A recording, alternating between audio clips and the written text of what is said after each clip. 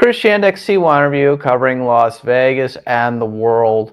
Hope you're having a great week as we go into the weekend here in Las Vegas. Beyonce is in town for two concerts at Allegiant Stadium, home of the Las Vegas Raiders, as she wraps up her Cowboy Carter Tour. Now, we were on the Las Vegas Strip early this evening, and I saw some of Beyonce's fans, I would assume, in their cowboy attire. So hope you enjoy Las Vegas. Welcome, Beyonce fans, to the entertainment capital of the world. There is so much to do here. Enjoy yourself. Really interesting note, of course, that this concert series is taking place at Allegiant Stadium. And I looked, again, there are no sponsorships for StubHub or Ticketmaster or the such, but I've seen tickets already under $100 for tomorrow's Saturday night show, so some of you may want to take up that. Be very interesting to see how these two concerts get received here within the entertainment capital of the world, but it seems like it's Beyonce weekend in Las Vegas. Always, there's many other acts always performing, but it seems like it's going to be Beyonce weekend here in Las Vegas. So with that being said, we're going to revisit, of course, before Beyonce had a solo career. She was in Destiny's Child, of course, with Michelle Williams and the great Kelly Rowland, who was a past CYInterview guest. We're going to look back to our 2009 CYInterview with Kelly Rowland. She talked about Beyonce. She talked about Destiny's Child and her life at the time. I can't believe it's already been 16 years since that CYInterview, but here is that CYInterview with Kelly Rowland. For those of you, again, who are in town, I'd love to know, before we go, are you a Beyonce fan? Are you in Las Vegas this weekend going to Beyonce's Cowboy Carter Tour? Have you seen it in another city? We'd love to hear you in the comment section below. If you're a Beyonce fan, please write us down there below. I'm Chris Shandek for CYInterview. Thank you so very much for watching. Again, if you like the content, hit the like button below. Hit the subscribe button below to keep up with everything we have going on here at CYInterview. And now here is that 2009 CYInterview with Kelly Rowland. This is Chris Shandek, and you're on CYInterview.com, where we have brought you over 1,000 of the biggest and brightest newsmakers and entertainment figures. It's been 4 years since Destiny's Child went their separate ways. The solo journey for Kelly Rowland has been one she was very nervous about. Today, Kelly is in a transition stage where she is looking for a new label and management. She recently departed from her longtime manager, Matthew Knowles. There was also recent gossip that Ms. Rowland was having financial issues, and among other things, her house was in foreclosure. In this forthcoming interview, she sets the record straight once and for all on her financial situation and how difficult it was for her to cut her ties with Beyonce's father as she moves in a new direction. She also has a lot to say about her longtime friend Beyonce's jump into marriage. If there is anything you ever wanted to know about Kelly Rowland, this is the place to find it.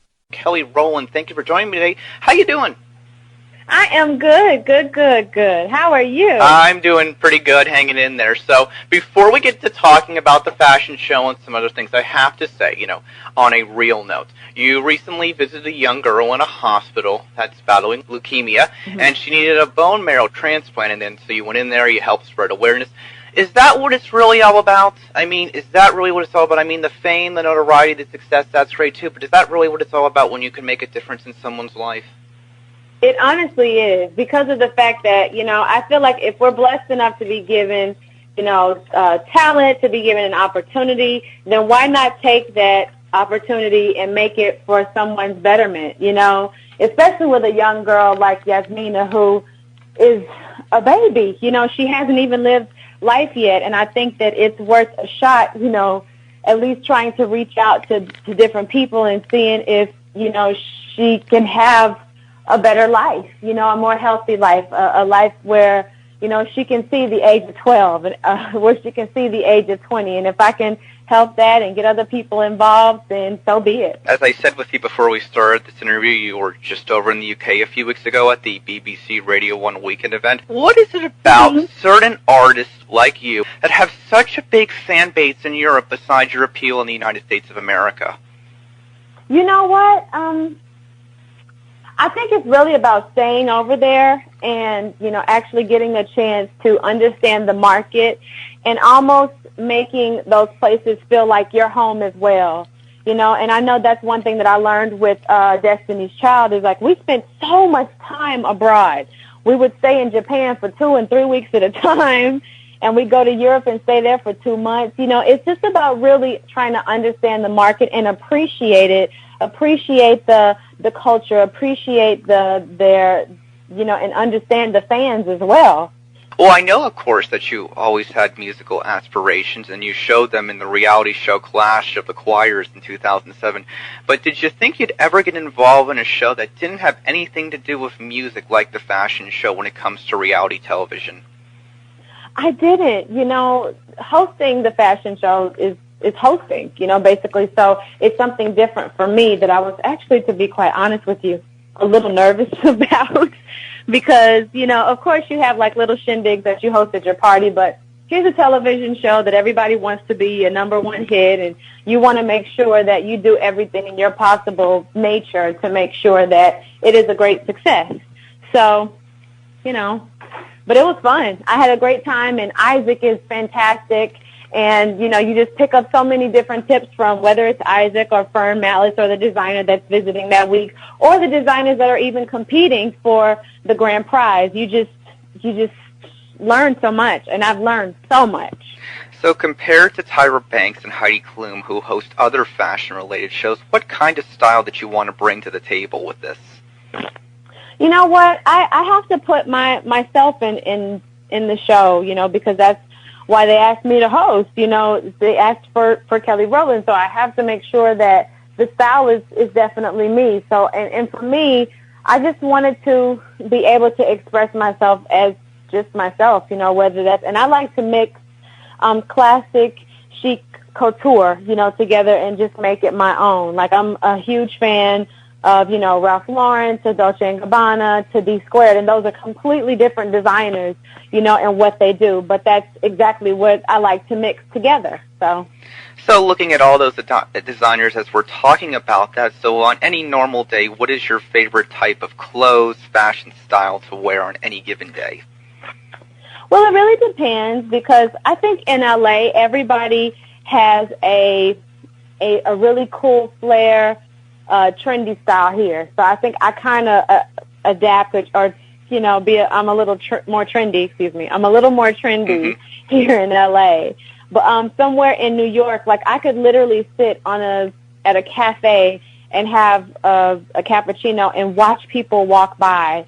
And it's like a fashion show to me, you know, compared to somewhere like Miami, where I literally wear beachwear all day. Yeah. And I can walk around barefoot. So, I mean, my style is consistent. It may bend a little bit according to cities, but that's about it. Well, I am a Miami native, so I know exactly what you're talking about. I love Miami. I love living there. I love the energy. It's just great. Yeah. I love it. Looking at, now, I have to say, you say you're nervous, but I have to ask it anyways because the world wants to ask everybody this question of the last year and a half. But looking at fellow music artists like Melanie Brown and Little Kim, would you ever consider doing something like Dancing with the Stars, I have to say? I don't know. I think that what they do is so much hard work, to be quite honest with you. And I don't know if I'd be ready for all of that. Like, to see Lil' Kim just completely just spin into shape, I'm just like, oh, she looks so fantastic. And Mel's body is sick. Like, these two women look fantastic. So if only just to get in shape rather quickly, I would do the show. Well, focusing back on Destiny's Child, you were there from the beginning, 15 years. You became one of the successful female groups of all time. You're now here. You're doing your solo thing. But as you were ready to go on fully to have an individual career, was there any part of you that was scared because you're like, now I've got to make my own decisions. I don't have to do this from a group situation. You know what I mean? Was there any nerves? Were you scared at all, or were you excited? How did it feel looking back on that? Oh, my God, I was so nervous. Just the fact that, you know, in Destiny's Child, Michelle, Beyonce, and myself made decisions together.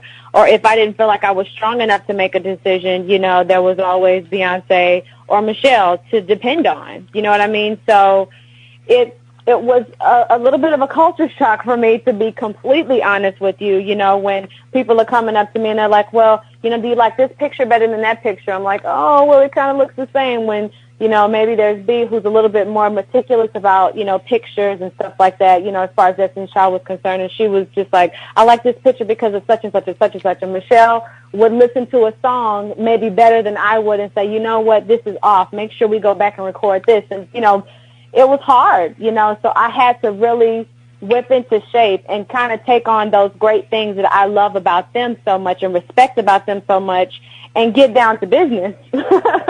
But once you realize that it's your show and that, you know, you want it to be great and you're just standing by yourself, you have to make it great, plain and simple, because it's just you, and you want to be just as great as are those moments that you will have to be just as great as being in Destiny's Child. So you were really nervous. You were completely nervous. Completely nervous. Because in reality, you probably go from, well, if we're in a group, it could have been one thing or another. Maybe we just all didn't click together. But when it's just you, I guess you say to yourself, well, I only have me to blame myself. Am I right? If it doesn't go good. Right. Yeah. Exactly. With that being said, you've known Beyonce as long as anybody else, but does she still continue to surprise you every single day? Yes. It's so funny. Just, I think the most recent thing that has surprised me is just her, you know, falling into her wifehood. Because I'm so proud of her. Like, being a kid, I'm sorry, not being a kid, but growing up with her. Mm-hmm. As a kid, you know, I was always the one talking about marriage first, and she's like, I can wait, you know. And I'm just so happy that, you know, God has blessed her with such a great man, not just a great husband. I know that Jay is a great husband, and I know that he'll be a great father when they, you know, choose to have children, but he's just a great man. And, you know, that falls under every category, you know, that they'll experience together, you know, being the head of the household and, you know, her being the wife now. She's a wife, you know, so she's not just a friend. She's like someone's wife. She has to go home to her husband, you know. Do you think I'm really proud of her. So in some senses, maybe you're learning something about how you want to be when you're married, maybe, from her. Well, that'll be a while. my have the tables turned, and I'm the one that's a little slow as far as being a wife is concerned now. But definitely. You've got plenty of time. You've got plenty of time. You've got plenty of time. How does she keep her life so private? That's the question that I'm always curious about with her, because she handles it so well. I mean, all of these other couples are so conflicted and so in Hollywood with their personal lives coming into their professional lives, but she just keeps it so quiet. Everything is so easily separated. How does she do it? Yeah, I think that it's about having boundaries. And, you know, it's so funny because people are intrigued by that, and they're also, like, wondering, like, really, no, what happens? You know, people are always intrigued by, you know, what's actually behind closed doors or what's next to, you know, Beyonce that is Sasha on stage. Like, people want to know more about who that person is that's behind, you know, their doors at home. But I think that she does a fantastic job at keeping that separate, and people just respecting her for the talent, which I think is the most important thing, because I think that nowadays we are often sidetracked by what somebody got popular doing, you know, with all due respect to what they do, but it should be about the talent, you know. I think that I respect someone like a Tina Fey for what she's done, you know, and being a female and producing shows and being a wife and being like a mother, but that's all you know. You don't know anything else about her because you respect her talent first. The same thing with Bea. The same thing with who else is that I love so much that does a great job at that. But those are the ones that I think Michelle Obama. Yeah. I was actually thinking of your group mate Michelle Williams, but we can call Michelle. Okay, I'm sorry. Yeah. But I mean, but like she doesn't like Michelle. Michelle does a great job at that too. You know, we don't like to go into great detail. Like Matthew Knowles was a great manager, or is a great manager for Destiny's Child, in the fact that, you know, he wanted to make sure that people knew to respect our talent first. He says all those things aren't as important, you know, because they don't make you popular, do they? Or they shouldn't make you popular. People should be able to respect you for your talent. That's like that Boyle. What's the lady, Susan Boyle? Susan Boyle from the Americas, Boyle from the London's Got Talent over in Europe. Yes. Exactly. Who gives a crap about what this woman has on? Did you hear her sing? Yeah, it was the moment in time, Kelly, where superficialness was thrown out the door and bona fide talent conquered all. And that's the way it should be. Absolutely. So I have to say, as you were talking about this, my curious question is, I do a lot of research for all my interviews, and I give the celebrities a chance to tell it how it is. So, you spent almost 2 decades with Matthew Knowles, and then you guys departed recently, so he's no longer managing you. So was it just like you wanted to go in a different direction, or was it just you guys did everything you possibly could with each other? I wanted to go in a different direction, to be quite honest with you. I felt like Matthew and myself, our relationship just came to a point to where, for me, I felt like I wasn't really growing anymore. If I'm being completely honest with you, I just felt like I wasn't growing anymore. And I think that, it's really great when you can part with someone and it's, a mutual thing. It's like, okay, go spread your wings. So it took a long time, to actually come up with my final decision, because it was something that, you think about before when you feel like you're almost hitting a ceiling. And I wanted a change. I needed a change. So that's what happened. And he's been supportive, and Beyonce's been supportive, Michelle has been supportive, Tina has been supportive, who I call my Mama T, Solange has been supportive. Everybody's been really great. How's Michelle Williams doing? We don't hear much about her. I'm guessing you guys stay in touch. Oh, of course we do. I just spoke to Michelle earlier this week. I actually called her this evening so we can have a chit-chatter. But she's fine. She's actually getting ready to star as Roxy Hart in Chicago, in the West End in London, and she's excited about it. She's in dance classes like crazy now and excited about that. But Michelle put out a fantastic record, and I don't think that it got the credit that it deserved, to be completely honest with you. But she put together a fabulous album, and if people don't know the name of it, it's fantastic. Michelle Williams' album is, what is it called? I'm just thinking about my favorite song on there, which is Hella Heartbreak. I'll do and the greatest and everything. She put together such a fantastic album. I will do the research when we get off this phone, and I'll make sure to note that in the transcript. And okay. I appreciate it. Thank you. Absolutely, Kelly. Absolutely. I really, I appreciate your time today. There's not many people who are so candid and as an open book as you. So, one other question. So many negative things on the internet. So many rumors are printed as facts these days. Sometimes we can't, see what's real and what's not. So there were some positive and negative reports about you selling your house in Miami. How's it going? Mm-hmm. How's it going? What's funny? For a while I wanted to sell my house. I felt like it was a huge space for me, and for just me, because I'm just a single gal out here. But it's a nice city to be in. It's a nice city to be in, being a single gal. Yeah. Yeah, no, it really is. But I took it off the market because I'm just like, why do I want to sell this space? I'll just continue to grow in it, eventually. So I'm just switching around rooms, making an office out of one, and, my godkid's room out of another. So, yes, it was on the market, but I did take it down because I changed my mind. And it's just as simple as that. And it's just so funny because, I remember the day that a girlfriend of mine called me and she says, is your house in foreclosure? And I was like, no, it's not in foreclosure. And it's the truth. There's no reason for me to lie about that. We are living in difficult times, but I'm so blessed and I truly believe in God, and I truly believe that, He's made different opportunities for me to be able, of course, to pay my bills, and I'm good. So let's clear this up once and for all. Kelly Rowland is financially stable. She is not in foreclosure, and anyone who says so is totally wrong 100%, correct? Yes. Yes, that is correct. And what's funny is the fact that when my girlfriend told me that, of course, it's upsetting and it's really ridiculous that people would actually want to put someone's business like that on Front Street when you have to sit back and think about if that were you. And it's the sad part about now's time in the media and hype and all this other stuff is like things like that get reported to the news. It's not, how great was a record or how whatever it was. It's things like that, or, what sex tape was out, or who did this, or who had sex this week, or whatever it might be. It's just ridiculous. at what kind of things make the news. So I think that people should find themselves being entertained by something that's worth being entertained by. Oh, Kelly, while we're sitting here and while we're wrapping up this conversation, before I ask you a few last questions, anything you want to get off your chest? I'm giving you an open forum right here. We've had a candid conversation. Is there anything else you wanted to say about anything?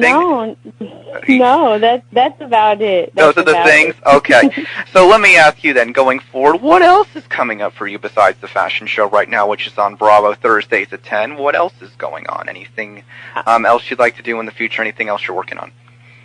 Yes. Well, in this transitional period that I'm going through, with labels and with management. Reinventing yourself. Yes, exactly. Reinventing myself. I'm definitely, this year I plan on producing more TV. I want to produce a TV show. Like, I have different ideas for a TV show this year that I'll be pitching. Also, starting an organization for young girls called I Heart My Girlfriends. I'm so excited about, which basically will be an organization for young girls to, basically gather amongst each other, talk about different things, and for... You okay? Yeah. Bless you. Bless you, Miss Rowland. Go ahead. Thank you. But basically, to allow them an outlet to be able to talk and to, ask questions, like everyday questions, about different things that might be on their chest, So I'm excited about that. What else? Putting together another record above anything, because I have a single out right now. Actually, I'm featured on this artist. He's a French artist. His name is David Guetta. Yeah. And he is so talented, and we actually did a song together called When Love Takes Over. If you haven't heard it, you must hear it. It's fantastic. And we just shot the video for it this past week. And I'm excited. I think that it's nowhere else to go but up from here. And we're just constantly keeping this train moving, man. Yeah. Yeah. Well, in closing, Miss Rowland, is there anything else you'd like to add as we close up this interview? And, of course, hang on with me on the line, ladies and gentlemen. This is a truly wonderful individual that speaks her mind and says it like it is. Thank you. I'm good. I think that this was a great interview, and I love your energy, and I thank you so much for being understanding of my tardiness. No problem. And this won't happen again. And I know that if I need something to completely be cleared up, I can call you. You do it in a classy way. Closing, I guess this is the question I'd like to just ask again. So, Kelly's enjoying her life. She's enjoying her independence. She might get married, but it's not happening anywhere in the near future, ladies and gentlemen. Is that correct? That is, well, if the Prince Charming comes along, then so be it. For CYInterview.com, I'm Chris Yandek.